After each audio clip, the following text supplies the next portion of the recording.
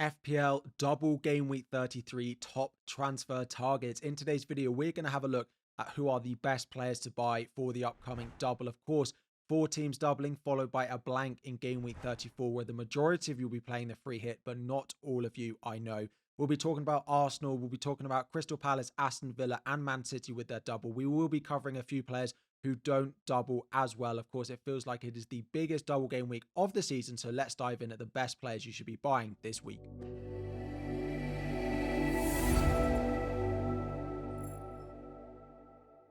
What is up, everyone? FPL Harry here. Before we dive in, 2,000 likes is the aim. Subscribe if you are new around here. And a bit of a disclaimer as this video started. If you watched any of the content over the weekend, you will know that I am in Madrid. I'm in Spain for this week. That is why things might look or sound a little bit different. I am not here for the football as much as I would have liked to have got a ticket. I didn't manage to get one.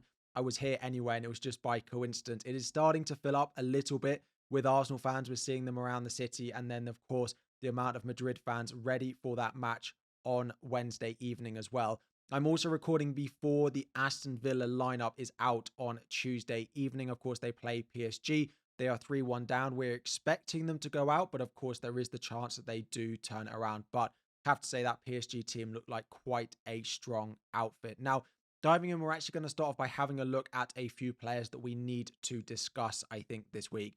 First of all is Cole Palmer. Now, Cole Palmer has posted this cryptic Instagram story today that is sort of showing a little bit of unhappiness about his positioning, about his form, about how the team are playing at Chelsea at the moment. Or it could just be absolutely nothing and he's just reposting a goal that he scored from this time last year that was a very good goal. So you can read into it how you want. However, when you look at those Chelsea fixtures now, if you're free hitting in game week 34 in particular, you can buy him back for Everton at home. So Fulham away, they've got Liverpool and Newcastle away, and Nottingham Forest in game week 38 as well. The fixtures start to turn pretty poor for Chelsea. So I don't think Cole Palmer is a hold. If you're looking to buy someone like a Bukayo Saka or Kevin De Bruyne, I do think I would look to sell Palmer because it doesn't feel like Chelsea are playing well enough at the moment to be having him in our teams. Next up is Mateta at Crystal Palace. He was taken off at half time. Now, Glasner did say he tried to change the structure to add an extra midfielder in there to try and control the game a little bit more, and then admitted that it really didn't work. And actually, Mateta could have been useful in the second half of that game. Of course, he has the double going into game week 33. There is a little bit of risk for Crystal Palace rotation in the second game against Arsenal as it comes just a few days before their FA Cup semi-final. Now, if you don't own him, maybe you don't necessarily need to buy him this week, but if you own him, I would definitely be looking to keep. Then we're looking at some of the Manchester City mids, and we will talk about Kevin De Bruyne later on in this video. But to start off about a couple you're looking to sell. First of all, at the moment, we don't really know an update on Phil Foden. He didn't feature at all in the squad against Crystal Palace at the weekend. And as an owner of Foden and as owners of Savinho are probably feeling, they scored 5 goals. And what could our players have done if they had featured in that game? Now, some of you will probably say, well, they won 5-2 because Foden wasn't on the pitch given how he's been playing. But generally, we have to say that as a Foden owner, I looked at that game wondering what could have been if he played in that match. So I do think if they are available, both of these are holds, and I wouldn't be selling them for a -4. If you do want to move off to someone like a Morgan Rogers who looks more nailed and maybe a better long-term pick than some of these, that's fine. But I think there's probably more pressing things to do with your transfers. Now, if Foden is out, then yes, we will be selling him, and I'll be looking for an update on his fitness later on in the week. Savinho, if you've gone with, though, I probably would be holding on to because someone like Kevin De Bruyne, I don't think we can even be certain he starts both in the double either. And the final one is what to do with Nottingham Forest assets. We've owned them, the late clean sheet wipeout for all of those who owned, including myself with a double up in game week 32.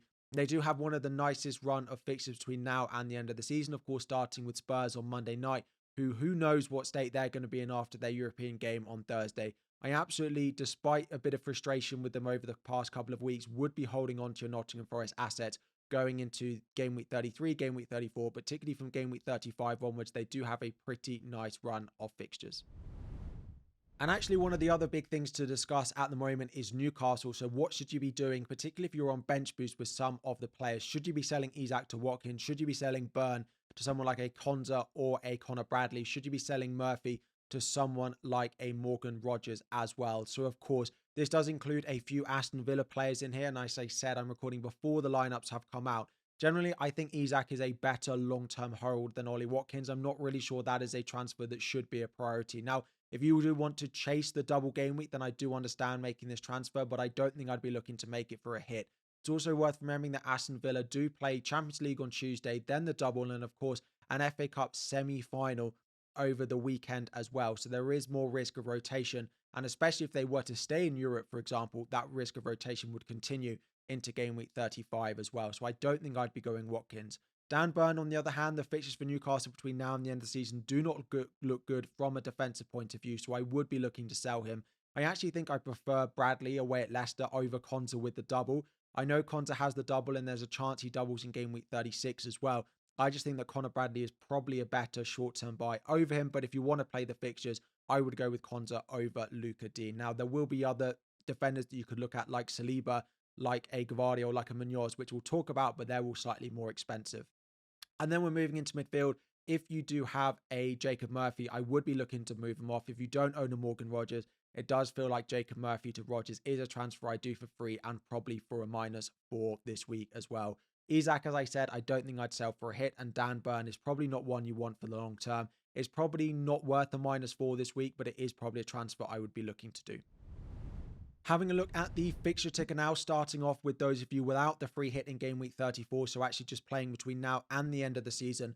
West Ham and Nottingham Forest are actually the top two teams on the fixture ticker. Of course, they don't blank. And if you're not free hitting in game week 34, they could be really useful for you. You've also got Brentford in there as well. I've actually thought about going Brian and Burmo instead of going with the likes of Kevin De Bruyne, just because I actually really like the Brentford fixtures between now and the end of the season. Now, if you are a manager who does have the free hit left and you are looking to free hit in game week 34, this is a fixture ticker between now and the end of the season, excluding that game week. So you do start to see all the teams with a double in Manchester City, Aston Villa, Crystal Palace and Arsenal right at the top of the fixture ticker. Manchester City do have a really nice run from game week 35 to the end of the season. Of course, apart from the FA Cup, we don't expect loads of rotation from them because they are not in Europe anymore. Then you, of course, have Aston Villa. Then you have Crystal Palace and you have Arsenal as well. Outside of that, it is a similar list of teams. It's West Ham, Nottingham Forest, Brentford, and maybe Wolves quite high up there as well. Manchester United and Spurs. Disclaimer, depending on what they do in Europe on Thursday, if they were to get knocked out, they would have to start focusing a little bit more in the Premier League because they'd have nothing else to play for. But whilst those two teams in Europe, I don't think we'd be looking to buy them. And it's probably a target based off what we saw with their results in game week 32. And when we start to have a look at a few of those teams and we start to look at some of the underlying data, so we can actually see that Liverpool, when we talk about Connor Bradley in a moment, is actually seeing some of the best defensive data over the past 6 game weeks out of any of the teams in the league. Now, Chelsea, despite conceding a couple of goals, are also seeing massive improvements from their defensive performances. But as we saw with the fixture ticker, they are right down at the bottom, so I probably wouldn't be looking to invest. In terms of those teams with a double game week, we are seeing Aston Villa and Crystal Palace seeing an improved attacking data over the past few weeks. So again, the likes of Morgan Rogers, Sarr, Mateta, if you own them already, definitely good holds for the next few weeks. And in terms of defensive data, again, Manchester City are seeing an improvement despite conceding a couple of early goals against Crystal Palace at the weekend. But Aston Villa, the real big ones, we're looking at Aston Villa assets for the double. Their defensive data plus the double means I just don't think they are essential by any means. Going back into our data tables now, we're going to start off in defenders and looking at those best ones to buy. It is really the ones with a double that are probably at the top in Saliba, Munoz and Gavardi. Those are probably the 3 best defenders for the double this week. I don't think Munoz has missed a single Premier League game for Crystal Palace when he's been available. Now, there is a risk of rotation, particularly in that Arsenal fixture before the FA Cup, but Munoz feels like one of those players that will play regardless. Gavardi is playing at centre-back at the moment, but with O'Reilly likely to start the FA Cup semi-final, it does feel like Gavardi will probably get 1 game at centre-back and 1 game at left-back, with Kushanov coming in for probably 1 of the 2 games, and then Saliba, the most reliable Arsenal defender. Outside of that, I do really like Connor Bradley. He's in at number 4, just above Kivior at Arsenal. Now, if you can't afford Saliba, I do really like Kivior, and I would buy him over going with someone like a Timber, for example, or a Calafiori or a Ben White at Arsenal, just because the risk of rotation for all of those players feels quite high, whereas Kivior-Saliba partnership at centre-back feels to be nailing it down, and he's at a very nice price. I would actually buy those players all over going with a Konsa. I'd rather buy Connor Bradley this week, despite Konsa having the double, because I just do not like the Aston Villa defence. I kind of wish I hadn't brought Konsa when I did a few weeks ago. Outside of that, we've got a few players with single game weeks. We've got the Forest defense in Milenkovic. Then we've got Aït-Nouri, who's right up there for attacking returns amongst defenders this season. We've gone with O'Reilly. Now, O'Reilly's not that useful this week, but after the blank in game week 34 where they play Chelsea, they do have a couple of nice games at home to some of the newly promoted teams where they could be very, very useful for the run-in and as a bit of a differential. And then we're going with Cucurella. The fixtures are not great, but if you do watch Chelsea, his attacking threat is actually really high. I actually had a goal taken away from him against Ipswich, which of course went down as an own goal, but I do really like the fixtures if you do want a bit of a differential. But I think Connor Bradley, if you're not buying a doubler, should be the one that you buy. Moving on to midfielders, and apologies, I'm recording from a hotel room in Madrid. The sirens are going on outside. I hope you can't hear them. Starting off in midfielders, so Bukayo Saka is number one. There is, of course, a risk he doesn't start both in the double, particularly that Ipswich game. However, they do have a completely free weekend after the double in game week 33, so I do think he probably starts both and then has the weekend off, of course, before a potential Champions League semi-final if they do get through against Real Madrid. Morgan Rogers is next. Just good long-term fixtures, the most reliable player at Aston Villa. He just seems to go and go. Then we're going with the Crystal Palace option in Eze. He's slightly above going with Kevin De Bruyne. Just for this week, I think he's more likely to start both. And the fixtures for Crystal Palace, actually, from game week 35 onwards, do look really nice. And he's just cheaper than Kevin De Bruyne. Now, if you have the money, let's talk Kevin De Bruyne. He did score a free kick. He did play very advanced. We're not certain it's fully going to stay. It is a sentimental pick. He is very expensive, but on his day, he is probably the best midfielder outside of Saka from an FPL point of view out of any of the players on the list. He is far from essential, but if you have the money, he's probably one of the best short-term picks for the double in game week 33. However, when you add in, they play the FA Cup semi-final the weekend after the double, you have to wonder, is Kevin De Bruyne going to play 3 games in the space of a week? Now, he has mentioned that he's playing a little bit pain-free, but it is a very quick turnaround for a player that we know has been unlikely to play that many games so far this season in such a short turnaround. So I think generally expecting him to start both in the double is probably unlikely. It's not impossible, but I think I'd probably only give it about a 50-60% chance that he plays both in the double. And if that's the case, I wouldn't probably be looking to sell a player like a Savinho.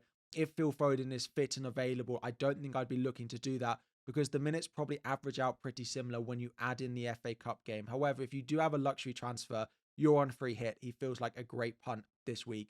Just below him is Ismaila Sarr. He does play a lot of minutes for Crystal Palace. I've gone with him over Marcus Rashford, and actually Asensio is not in the list. We heard from Unai Emery that it is going to be Marcus Rashford on penalties. We don't fully know who is first choice number 9, who is first choice on the left. He is rotating a little bit with Ollie Watkins as well. And as I said, I don't know the minutes that they do play tonight. It is 2 big games in the double, but of course, they then play the FA Cup semi-final. So I don't even think we know that Marcus Rashford will play both in the double. I definitely would buy Morgan Rogers first. Outside of that, a few interesting players who don't double that you could definitely start to have a look at. I really like Brian and Burmo. Brighton at home this week. Really nice fixtures from game week 35 onwards until the end of the season.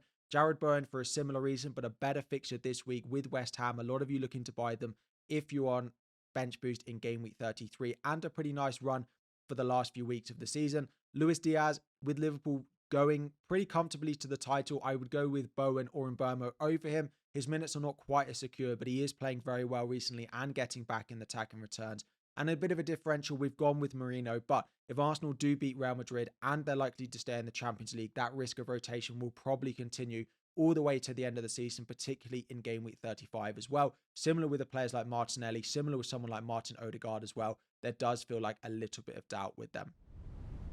Then moving up front, when we start to have a look at some of the forwards, the options with doubles are actually a lot less. So we're starting to have a look at more players with a single. Marmoush with the double this week definitely has to be right up there. Plus Wolves and Southampton after the blank in game week 34 as well. Mateta I still like. I do still think he'll come back in. Plus some nice fixtures. Forest at home, Spurs and Wolves after the blank as well. And then we've gone with Ollie Watkins. He's very slightly above Alexander Isak, but I definitely don't think I'd be switching between the two, especially for a -4 as well. Isak and Newcastle only focusing on the Premier League, and he feels a little bit disappointed when you're watching the game not to be in with the goals, and he's right up there for points per 90, the best on the list, and XG per 90 out of all the forwards. Hence, why he's predicted to actually score the most points over the remainder of the season. Of course, he doesn't blank though, so if you're free hitting in 34, that might change your thinking a little bit. Outside of those, you do, of course, have Chris Wood. They do have the fixture this week against Spurs. Then they play in game week 34. So if you're not free hitting, could be one to look at, given he's back in training and given he's back in the squad. Johan Visser, I've spoken about. I quite like the Brentford fixtures. You've got João Pedro, you've got Evan Nilsson. We've got Wolves quite low at the bottom of the ticker, just because if you are free hitting in game week 34, that Leicester at home fixture is part of the reason you'd want to buy them. Now, Matheus Cunha is a great option, and we might be one we own on free hit, but we don't fully know if he's actually going to be starting games, because the Wolves manager has said he's going to keep the team that keeps on winning, and Cunha is not involved in that, as we saw at the weekend as well. And we're actually going to wrap up by talking about some of the assistant managers. Thank you very much to Rob T FPL, of course, for all of this useful information and graphics. It does have projections for the 4 managers with a double game week this week for your assistant managers. It is Arteta that comes out on top with 15. Then it is, of course, Pep Guardiola with almost 13. Then it is Glasner, and then it is Unai Emery. Unai Emery with the 2 difficult fixtures, neither with bonus.